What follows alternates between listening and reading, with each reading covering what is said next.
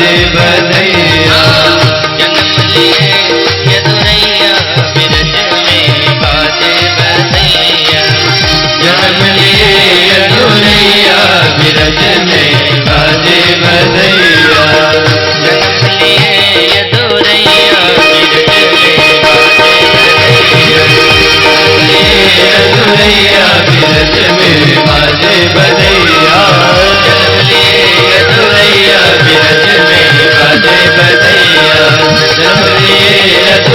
बिरज में बाजे बधैया।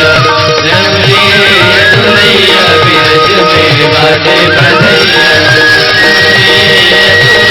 बिरज में बाजे बधैया। नंद बाबा ने खूब दान दिया ब्राह्मणों को। आहूय विप्रान वेद ज्ञान स्नातः सुचिरलंकृतः। तिल का ढेर बना बना करके दान दिया। इतनी गायें दे दी ना कि न बची बछिया न छछिया न पिछोरी। शंकर भगवान तो घबरा करके अपने नंदीश्वर को पकड़ लिए, कहीं नंद बाबा ने इन्हें भी दान नहीं दे दिया। पकड़ लिया उन्होंने। पार्वती जी घबरा गई, क्योंकि जितने भी थे ना नंद बाबा के पास में, यशोदा मैया सब लुटाती जा रही है। जितने हाथी थे, गज रथ तुरग हेम गो हीरा, सब लुटाते चली जा रही थी। सो घबरा करके पार्वती जी ने गणेश भगवान को पकड़ लिया, कहीं इन्हें भी दान न दे देते। आज गोकुल में ऐसा लग रहा है जैसे लक्ष्मी घूम रही, रमा क्रीड़ा भूतपा। ऐसा लग रहा है जैसे रमा की क्रीड़ा स्थली ही हो गई है। ध्यान रखना, रमा मतलब लक्ष्मी नहीं, रमा मतलब श्री राधा जी। क्योंकि जहां पर जो चर्चा हो रही है ना, वहां उसी का अर्थ लिया जा सकता है। शब्दानाम अनेकों अर्थ, और शब्दकोश का निर्णय है कि किसी भी शब्द का सही अर्थ अगर लेना हो तो उपक्रमो उपसंहाराश्य लिंग तात्पर्य निर्णय। उपक्रम और उपसंहार उसका देखना चाहिए। तो अगर यहाँ रमा शब्द कहा गया है तो रमा माने लक्ष्मी नहीं। संत लोग एक शब्द कहा करते हैं, रमापति रामचंद्र की जय। जयकारी बुलाते हैं ना, रमापति रामचंद्र की जय, रमापति कृष्णचंद्र की जय, ये भी बुला देते हैं। तो क्या रमापति कृष्ण है, रमापति राम है क्या? रमा माने रामचंद्र से अगर जोड़ा हुआ है तो रमा माने सीता, कृष्णचंद्र से अगर जोड़ा हुआ है तो रमा माने राधा। सैंधव शब्द का प्रयोग किया जाता है। सैंधव माने नमक भी होता है, सैंधव माने घोड़ा भी होता है। अब खाने के समय में अगर सैंधव मांगा जाएगा तो क्या घोड़ा कोई ला करके दे देगा? सैंधव, अगर यात्रा के समय में सैंधव मांगा जाए तो वहां नमक नहीं घोड़ा ही लाया जाएगा। और खाने के समय में अगर सैंधव मांगा जाएगा तो नमक लाया जाएगा, घोड़ा नहीं लाया जाएगा। इसी तरह से रमा क्रीड़ा भूनृप का तात्पर्य है कि श्री राधा जी की ही क्रीड़ा स्थली हो गई। और जहां श्री राधा जी प्रकट हो गई हो तो वहां पास में ही कहा जाता है, कन्हैया से थोड़े बड़े हैं श्री किशोरी जी। तो रावल गांव में वृषभानु जी महाराज के यहाँ इनका प्राकट्य हुआ। वो वृषभानु जी गए थे यमुना के किनारे, तो देखा कमल की पंखुड़ियों पर वो बालिका क्रीड़ा कर रही है, सो उठा करके रख लिया है। तो यहाँ पर श्री किशोरी जी की क्रीड़ा स्थली है ये। आज बर्फी सी ब्रजनारी बनी, गूंजा से गीत गुजिया से गीत और गूंजा सुग्वाला। पेड़े से प्यारे बने बलदेव जी रस खीर सिरोहिणी रूप रसाला। बोले महाराज सब मीठा मीठा, बोले नहीं नमकीन भी है ना। नंद महीप बने नमकीन और गोकुल के गोप सब गरम मसाला। जायो यशोदा जलेबी सी रानी ने, रबड़ी सी रात में लड़वा सुलाला। नंद के आनंद भयो जय कन्हैया लाल की, नंद के आनंद भयो कन्हैया लाल की। हाथी दिन्हे घोड़ा दिन्हे दिन्हे पालकी, हाथी दिन्हे घोड़ा दिन्हे और दिन्हे पालकी। लड़कन को हाथी घोड़ा बूढ़न को लाल की, लड़कन को हाथी घोड़ा बूढ़न को लाल की, लड़कन को हाथी घोड़ा बूढ़न को पालकी, लड़कन को लड्डू पेड़ा बूढ़न को लापसी। लड़के को तो लड्डू मिल गया क्योंकि वो खा सकते थे, बुढ़ों को अगर दिया जाता लड्डू तो कहाँ से खा पाते, इसलिए उनको मिलाकर के हलवा लपसेब दिया गया उनको। नंद के आनंद भयो जय कन्हैया लाल के। लाला के उत्सव में किसी प्रकार की कमी नहीं होनी चाहिए, क्योंकि कंस को वार्षिक कर देने का समय आ गया है कह करके चले गए। वार्षिक कर दिया, वसुदेव जी से मिले। वसुदेव जी ने सोचा कि ये यहाँ है हमारा लाला, वहां है, विपत्ति आने वाली है, क्योंकि कंस ने कंसेन प्रहिता घोरा पूतना बाल घातनी शिशु संचार निघ्नन्ति पुरग्राम ब्रजादिषु। मारती हुई चली आ रही थी, भेजा उनको। ठाकुर जी ने पूतना का उद्धार किया है। पूतना अपने स्तनों में विष लगा करके कन्हैया को मारने के लिए गई थी, और जैसे ही कन्हैया ने देखा कि वो पूतना आ रही है तो विबध्यताम बालक मारिका ग्रह चराचरात्मा सनिमीलित क्षण अनंतमारोपयतंकमंतकम यथोरगम सुप्तम बुद्धिरज्जुधि। भागवतकार ने बहुत सुंदर शब्द कहा है। कुछ लोग रस्ते को सांप समझते हैं, लेकिन इस पूतना ने तो सांप को ही रस्सी समझ करके उठा लिया और अपने स्तनों में जो लगा हुआ विष था उसको पिला करके मारना चाहती है। लेकिन ठाकुर जी ने इनका कल्याण कर दिया। पूतना का उद्धार भगवान ने किया, लेकिन पूतना को उद्धार करने के बाद उनके प्राण का हरण तो किया, लेकिन मैया यशोदा को जो पद भगवान ने दिया है वही पद पूतना को भी दिया।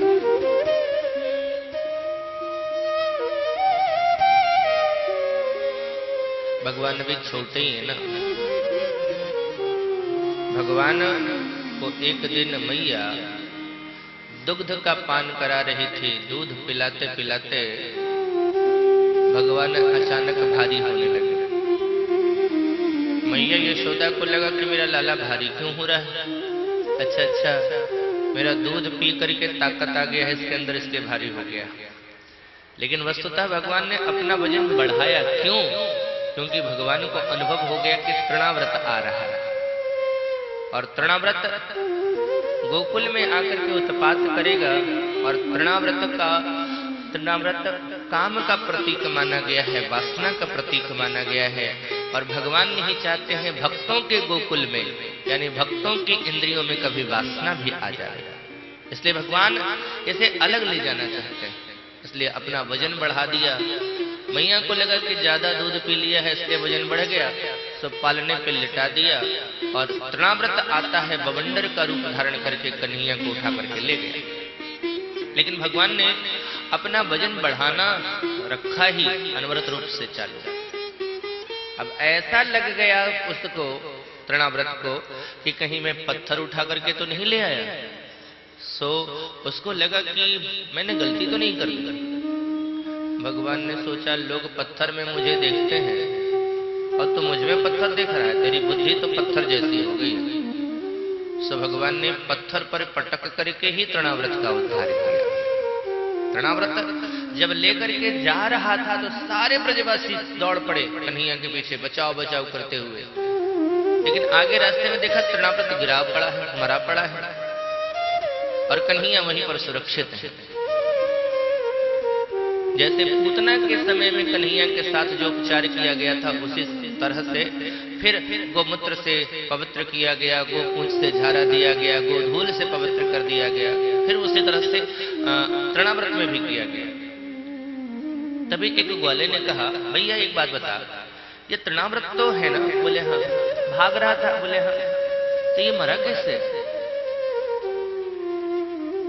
एक बोला जब लेकर के भागा ना, हम लोग इसके पीछे दौड़े। ये पीछे देख करके भाग रहा था, भागते भागते इसका पैर लड़खड़ा गया, और पैर लड़खड़ा गया तो गिर पड़ा, नाक के बल गिरा होगा तो मर गया। एक ने कहा भैया एक बात, तेरी बात तो सही है, लेकिन अगर वो नाक के बल गिर करके मरता तो पेट के बल गिरा रहता, ये तो पीठ के बल गिरा हुआ, ये मरा कैसे?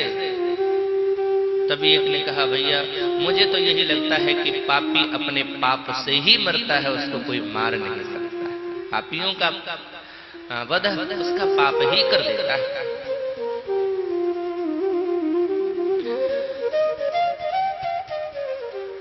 नंद बाबा ने एक बहुत सुंदर बात कही। नंद बाबा ने कहा भैया देखो, मेरे लाला ने किसी का कुछ भी नहीं बिगाड़ा था, ये छोटी सी बात है। मेरा छोटा सा बच्चा, अभी कुछ दिन ही हुए हैं इसके जन्म के, और इसने किसी का कुछ बिगाड़ा नहीं, फिर भी इसके ऊपर बड़े बड़े संकट आ रहे हैं, लेकिन परिणाम देखो, भले ही बड़े बड़े संकट आ रहे हैं, लेकिन उस संकट का समाधान स्वयं हो जाता है। जो आता है कन्हैया को मारने के लिए वो खुद ही मर जाता है।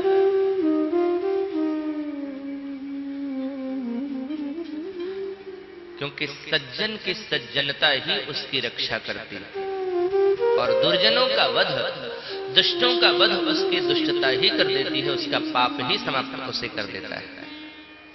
यहां व्यक्ति अगर पुण्यवान है तो उसका पुण्य उसकी रक्षा करता है।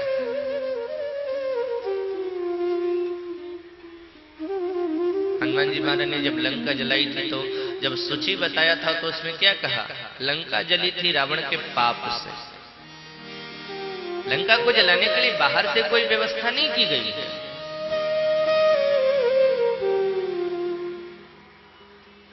सज्जन व्यक्ति अगर अपनी सज्जनता पर रहे ना, उसका कोई बाल भी बांका नहीं कर सकता है। दुर्जन व्यक्ति स्वयं ही समाप्त हो जाता है। और नंद बाबा ने बहुत सुंदर उदाहरण दिया है दांत और जीभ का। ये देखो, ये दांत होते हैं कठोर, ये जीभ होती है नरम। कठोर और नरम, फिर देखो परिणाम क्या है। ये जो विनम्रता है, जो जिह्वा है, वो जन्म से पहले से रहती है, जन्म के साथ ही रहती है। मरने के बाद भी मनुष्य के शरीर में ये जीभ रहती ही है। लेकिन ये जो दांत है ना, जन्म लेने के बाद आता है और मरने से पहले चला भी जाता है। यानी दुष्ट थोड़े दिन के लिए 2-4 साल बहुत नाम हो जाता है उसका। मैं ये नहीं कहता कि उसका नाम नहीं होता। 2-4 साल किसी दुष्ट का बहुत तेजी से नाम हो जाता है, लेकिन बहुत जल्दी उसका समापन भी हो जाता है, समाप्त भी हो जाता है। लेकिन सज्जन थोड़ी देर से आते हैं, उनकी ख्याति थोड़ी देर में फैलती है, लेकिन सदैव उनकी ख्याति बनी रहती है। हनुमान जी महाराज जब सीतान्वेषण करने के लिए गए थे, तो सीतान्वेषण के क्रम में ही विभीषण भैया से जब मिले तो विभीषण जी से पूछ दिया हनुमान जी ने, कैसे रहते हो इस लंका में? तो मैं देख रहा हूं तुम सज्जन हो और लंका का हर व्यक्ति दुर्जन है, कैसे रहते हो? तो विभीषण भैया ने क्या कहा? सुनहु पवन सुत रहनी हमारी, सुनहु पवन सुत रहनी हमारी, सुनहु पवन सुत रहनी हमारी, सुनहु पवन सुत रहनी हमारी, सुनहु पवन सुत रहनी हमारी, सुनहु पवन सुत रहनी हमारी, जिन दर्शन जीव विचारे, जिन दर्शन जीव विचारे, जिन दर्शन जीव विचारे, जिन दर्शन विचारे। विभीषण ने कहा भैया मैं अपने यहाँ पे उसी तरह से रहता हूं जैसे दांतों के बीच में जीभ रहती है।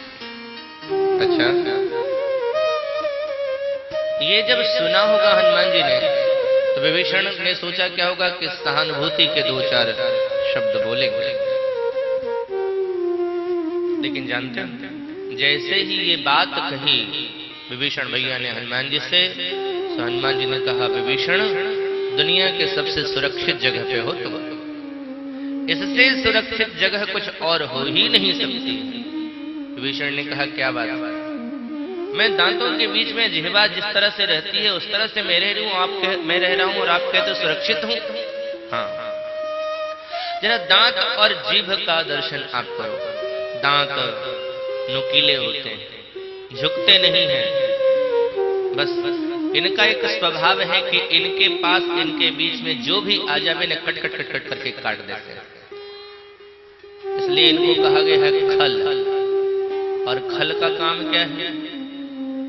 आपके घर में भी एक खल है और खल को देखना, उसमें जो भी डाल दो कूट करके समाप्त।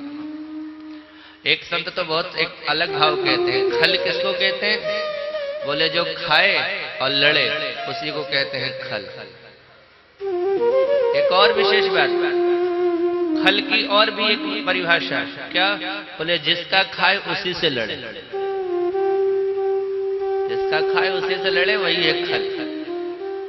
बताओ कभी अगर दांतों में तकलीफ होवे तो सबसे पहले दांतों के पास कौन जाता है?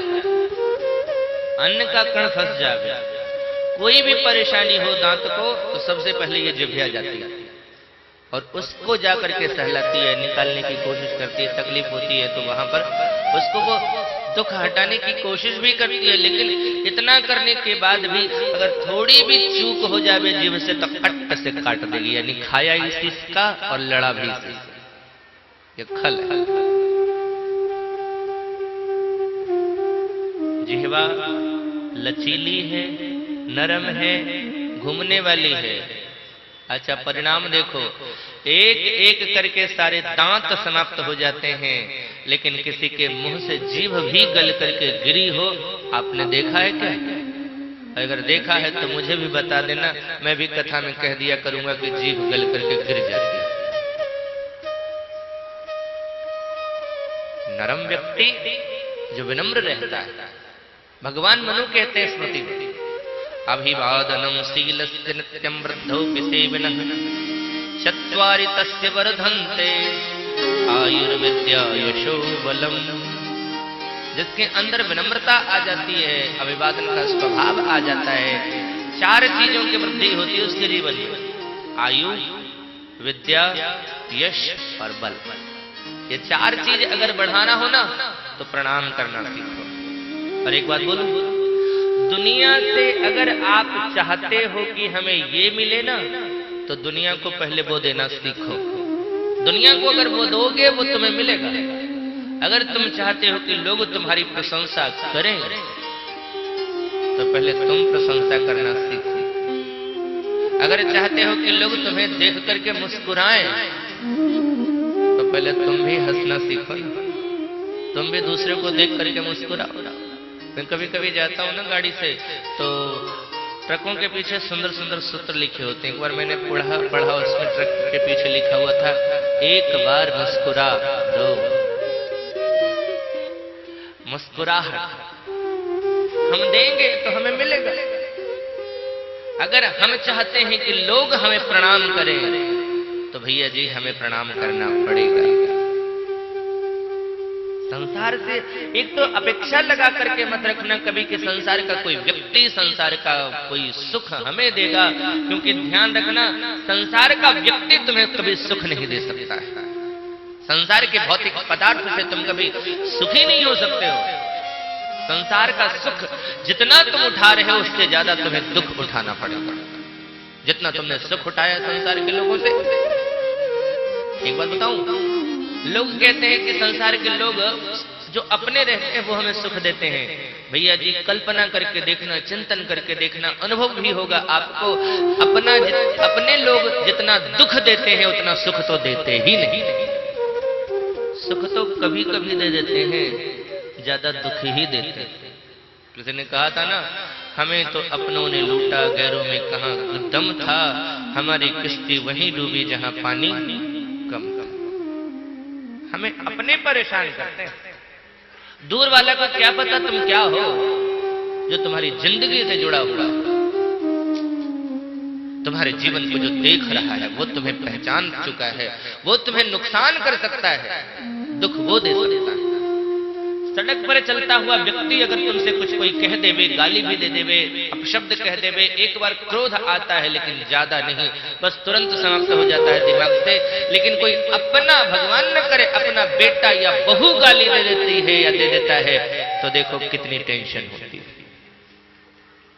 यह सुख से ज्यादा दुख अपने देते हैं, इसलिए सावधान। संसार के अलावा, भगवान के अलावा संसार के किसी भी व्यक्ति वस्तु से अगर स्नेह लगाया तो दुख के सिवा कुछ भी नहीं मिलेगा तुम्हें, सिर्फ दुख मिलेगा, रोना ही पड़ेगा।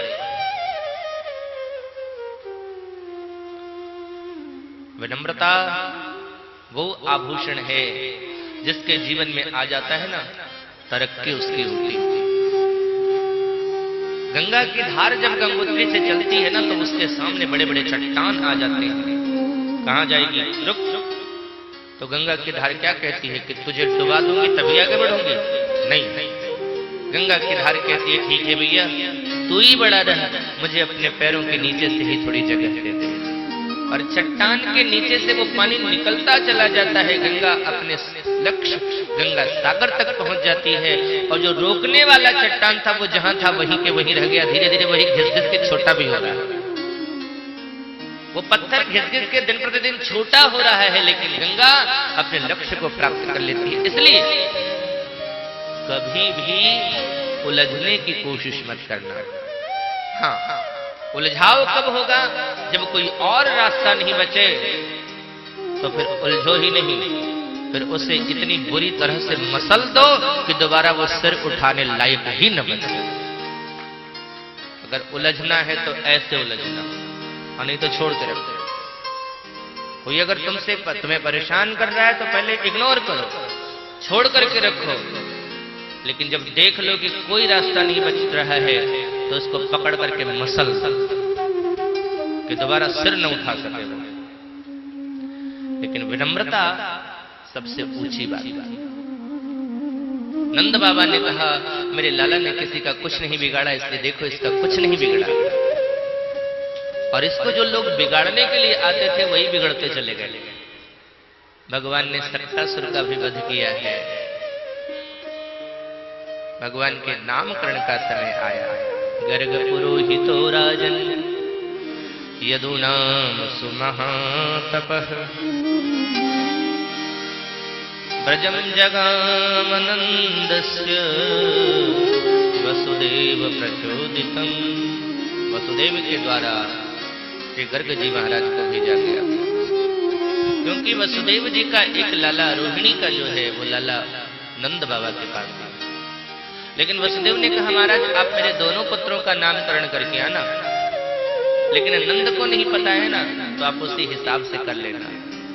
तो वसुदेव के द्वारा भेजे जाने पर श्री गर्ग जी महाराज आते हैं नंद बाबा के पास ये समाचार लेकर के कि वसुदेव का एक लाला है, उसका नामकरण करना है।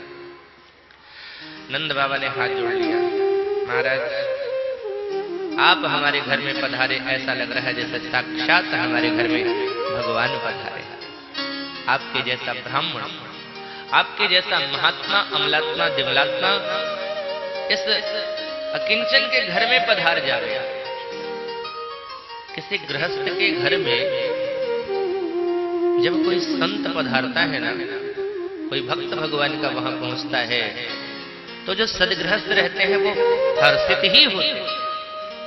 क्यों?